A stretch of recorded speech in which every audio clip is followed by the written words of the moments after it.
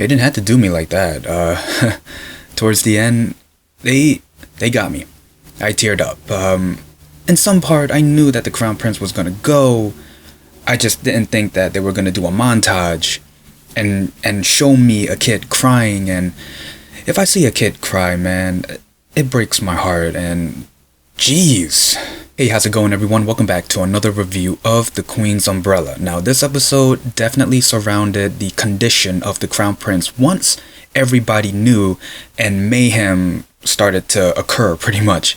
So let's not beat around the bush. Let's get to it. So, reminder, the Crown Prince spits out blood and everybody knows news spreads fast, quickly. The concubines know, the maids, the brothers. The king was furious that the physician knew what the disease was, but no one told him. And he stated that anything involving the Crown Prince's treatment will be under his orders, and everybody there is pretty much quarantined. Not only that, the queen tells Chief Inuch to stay with the royal physician so he is not left alone with the Crown Prince. The fact that she said that, there's definitely some behind the scenes going on, and it's pretty obvious too. The queen met up with former Queen Yun and wanted answers to how her son died if it wasn't the disease. Now, at first, former Queen Yun didn't give an answer, but gave revengeful words. She says she hopes that the Crown Prince dies as retribution to how the court treated her, but then after that she gave her answer, and it wasn't the disease.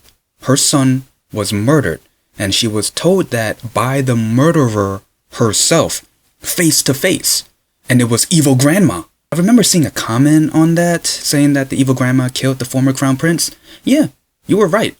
And what sucks is that there's no solid proof other than words. That's not the only thing that evil grandma did. She also found out that the queen was going behind people's back, ordering people to do this and that after the dude in jail pretty much spit out the truth. Now remember, Songnam gave his mom the medicine that he got from Master Toji, which he did blame himself for getting that medicine because the Crown Prince has never coughed up blood clot ever.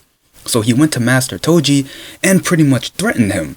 And Master Toji kind of saved himself, saying, hey, all I did was give you the medicine. I never touched the Crown Prince. For example, the acupuncture, which we're told that he should not have gotten. But then the situation gets worse when the court requests the king to depose the Crown Prince and exile him. We all know this is Won Hyung's plan, but when the king denied the request, Won Hyung's next plan was to dethrone the king by having all of the courts join together and pretty much go against the king, cornered him. As the king was furious and the fact that the whole court was against him, Grandma was trying to convince him, hey, without their support, there's no throne for you. And of course, we get a little bit of acting from Won Hyung. But the king stood his ground with his queen, stating that he's not going to depose the Crown Prince. And if anybody brings up that subject, he's going to accuse them of treason. But then the situation gets even more worse, bad, and sad when the queen finds out that her son, the Crown Prince, died. The Crown Prince woke up for a bit and wanted to speak to his mom. And we see the queen running to where the Crown Prince was at. And we see montages of the Crown Prince making a promise. If he goes, he wants the queen to promise to take care of his son and his brothers. And again, we're seeing the queen running to her son.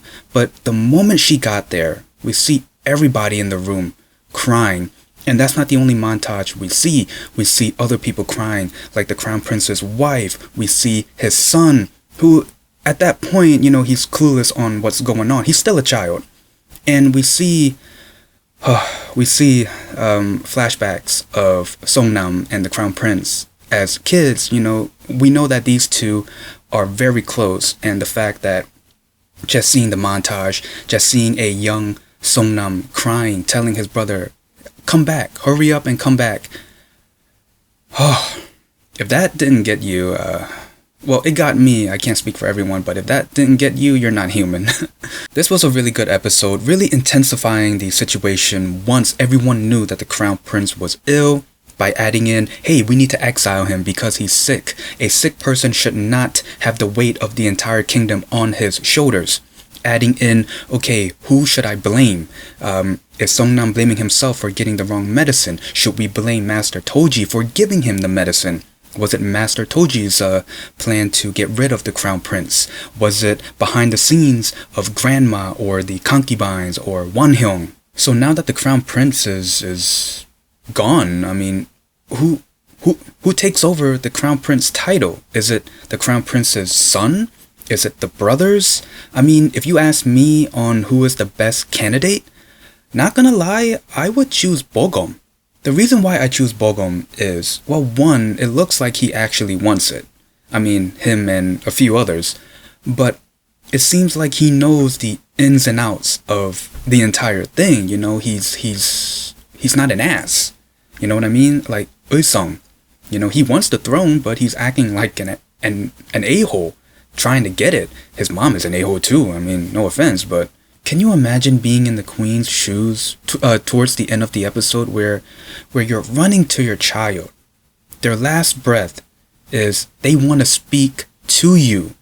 But the moment you get there is just, oh, so heartbreaking. This is the second time this drama has made me cry, and we're only in episode 5. I can only imagine how they're gonna break my heart later on. And yeah, that's pretty much the gist of the episode in my review. Is there anything I might have missed? Please leave it in the comments below. Other than that, if you like this video, leave a like, comment down below, and subscribe. See ya.